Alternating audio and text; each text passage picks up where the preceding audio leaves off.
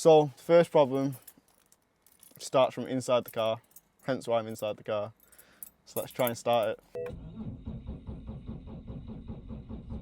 She's a smoker. Big smoke. Did you hear that? Sound like an elastic band, did you hear it? Yeah. What? This is supposed to be a tutorial. Don't listen to like us. a madman. This is why we're not mechanics. Let's have a look at this contraption.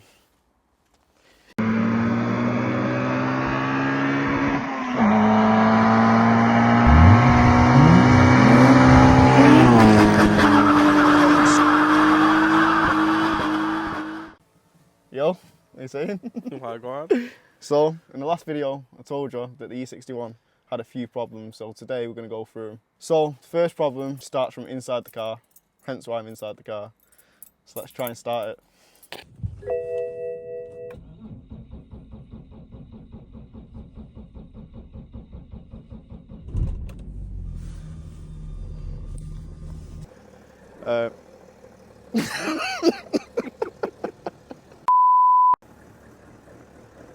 Why's my car panting?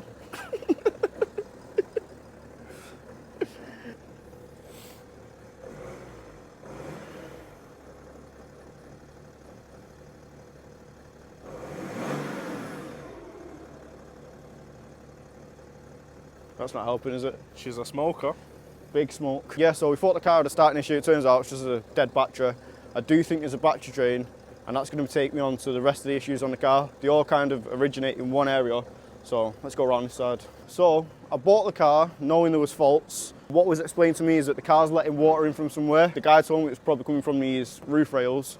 After doing a bit of research, common issues on these cars is it actually leaks into the panoramic roof, which is obviously a lot more expensive, hence why he's told me it's coming from the roof rails. But that leak has actually led to all the problems on this car. Let me show you quickly before I smoke out the cameraman. So in here, you've got a little module called a diversity antenna. It controls your central lock and your radio. That's done. Big expensive replacement. I've got no electrics on the boot lid, so no lights on the boot lid. The latch does still work. Kind of. And then when we go in, that's just a little issue, but it is an issue. The boot doesn't hold itself open. But the main majority of the issues is in here. For some reason, BMW decided to put all the electronic components and modules in the boot, and that's where this leak is coming down to. So it's fried most of the modules, so that's why, as you can see, the air suspension is quite low. That's why I've got no central locking, and that's why the dash is bleeping like mad. So yeah, a lot of the faults in here are electrical. I bought the car from a garage who couldn't fix it. If there's ever a garage selling the car because they can't fix it, don't buy it. It means it can't be fixed. But yeah, the modules have been professionally relocated. So now we need to figure out where that leak's coming from for definite. But did you hear that? Sound like an elastic band, did you hear it? Yeah. What? I don't know what it is with you and buying parcels, bro. No, it's good this. Good guy. But yeah, so like I was saying, we need to find out where that leak's coming from, and we also need to sort out the rear air suspension, which is what we're going to be focusing on today. So because it's had a leak, I don't want to delve into replacing components on the air suspension because water damage is never good when it comes to electric, so I decided I'm just going to delete the whole system completely and replace it. So what I've got is this coil spring replacement kit. Now, the E60 saloons come with a coil overshot type suspension, whereas these are separate, so you can't fit just regular E60 suspension. You have to get these kits that have the bump stops on either side to replace where the airbag would go. So yeah, that's the first job for the E61, and that's what we're going to be installing today.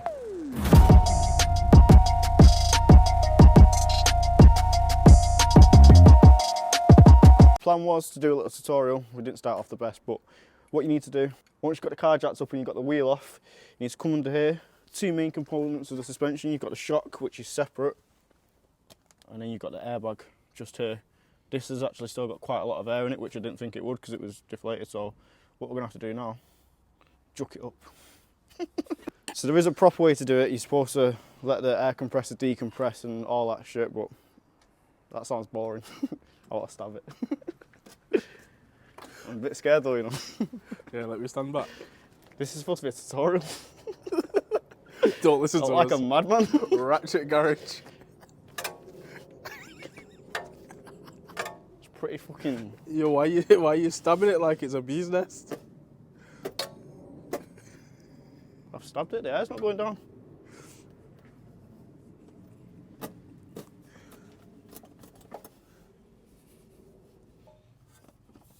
Oh, there you go. To make your life easier, loosen this bottom bolt on the shock first. It's going to drop the hub down slightly, give you more space. So 17mm for your wheel bolts, 18mm for your lower shock bolt.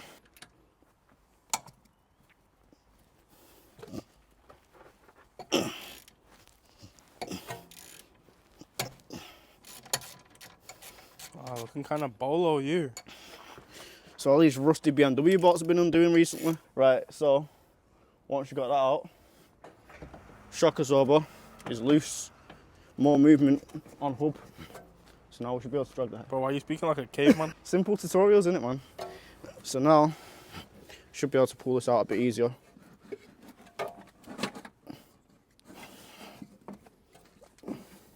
He says, you know I'm replacing this with coil springs.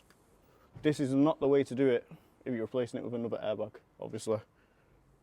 I probably just broke that line dragging it through. What you're supposed to do is carefully pull the airbag out. You got a little 10mm there, loosen that. Airline comes off and then you shot your airbags out. Also, you'll need to keep this. If you're replacing it with an airbag, that's like a, I don't know what it is. We don't need it for the springs, so. But yeah, now we need to get this out. So once you've got the airbag out, you took your air supply line off. If you're going to reuse this at any point, take that up so you don't get water inside the line. But we're not using it again, so we can forget about it. Then you've got the little seat that the airbag sits on the arm there. Just going to hammer that out, straight out. Once that's out, you can now replace it with this, which is designed to sit in the hole, same as that come out of it. Spring sits on there, and then we're golden. So the reason I put the spring seat on separate from the spring is because it just gives us that little extra room when we're compressing the spring. If that's already in there, we can just try and get this over the top. So now, you need to compress the spring. Never ends up being 10 minutes, more like 10 hours. It's 10 minutes just to compress that spring, bro. It's not compressed yet. Just to get the right socket. Yo, Don't know what the safe way to do this is, you know. Yeah, don't not think pointing at me. Oh, don't point at the Civic. Right, I don't want it to ping out like that, so I'm going to get the other side on as well. So, I know we pretend to be mechanics, but this is why we're not mechanics. Let's have a look at this contraption. I thought it'd be as simple as putting a spring in without even needing spring compressors, but we've now got two spring compressors on the spring. We've got this separating the hub from the rest of the car in between the chassis. And now I'm doing this to loosen the spring compressors.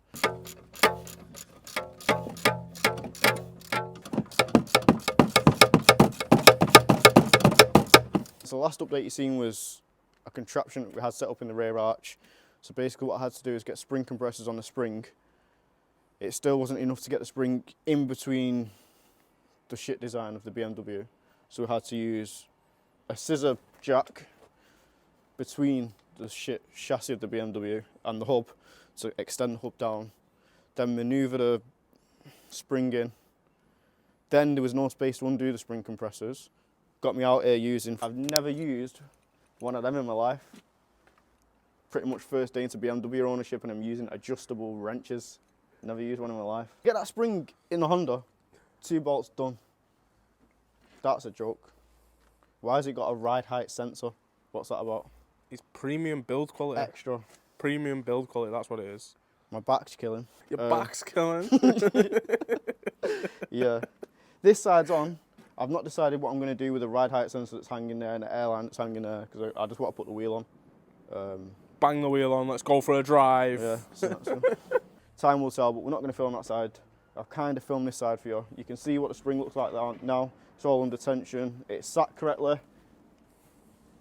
Yeah, just bolted the shock back up and it's all good to go. Should have some normal ride height. But yeah, onto the other side, get down to the floor and then go from there.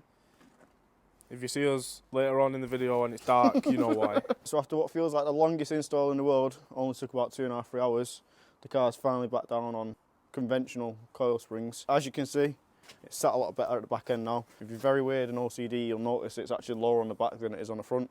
And that's because I picked up the springs from Marketplace. It was new out of the box on Marketplace in the front M Sport model, whereas this car's clearly an SE, so it's got SE springs front, M Sport back. I just want to know, right? Going for it. BMW or Honda? Honda? That was so much easier than working on them rusty Civics, bro. Come on. It's over-engineered, I'll be honest, right? Yeah. But it's easier. No. It's over-engineered, but it's It's easier. not easier. How can it not be easier, bro? Last time we tried to get the bolt out of the Civic. What happens if the air suspension fails on the Civic? It wouldn't fail because it didn't have it. Because it's simple. Easy. So yeah, there's not many tutorials on YouTube, but I hope you got something from this one and it helped you fit coil springs to your E61. But yeah, there it is.